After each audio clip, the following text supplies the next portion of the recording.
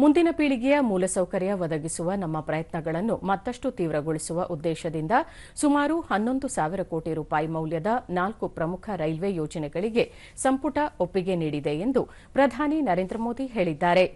ಈ ಯೋಜನೆಗಳಿಂದ ಮಹಾರಾಷ್ಟ್ರ, ಮಧ್ಯಪ್ರದೇಶ, ಪಶ್ಚಿಮ ಬಂಗಾಳ, ಬಿಹಾರ, ಒಡಿಶಾ ಮತ್ತು ಜಾರ್ಖಂಡ್ ರಾಜ್ಯಗಳ ಜನರಿಗೆ ಹೆಚ್ಚಿನ ಅನುಕೂಲವಾಗಲಿದೆ ಎಂದು ಅವರು ತಿಳಿಸಿದ್ದಾರೆ.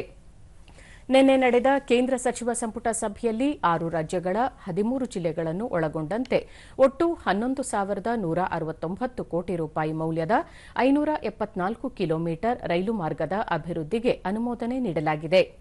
ಇದರಿಂದ ಸುಮಾರು 229 ಲಕ್ಷ ಮಾನವ ದಿನ ಉದ್ಯೋಗಗಳು ಸೃಷ್ಟಿಯಾಗಲಿದೆ. ಜೊತೆಗೆ ಭಾರತೀಯ ರೈಲ್ವೆಯ ಸೇವಾ ಹಾಗೂ ದಕ್ಷತೆ ಸುಧಾರಿಸಿ ಪ್ರಯಾಣಿಕರ ಸುಗಮ ಸಂಚಾರಕ್ಕೆ ಅನುಕೂಲವಾಗಲಿದೆ ಹಾಗೂ ಒಟ್ಟು 2,309 ಗ್ರಾಮಗಳಿಗೆ ರೈಲ್ವೆ ಸಂಪರ್ಕ ಲಭ್ಯವಾಗಲಿದೆ.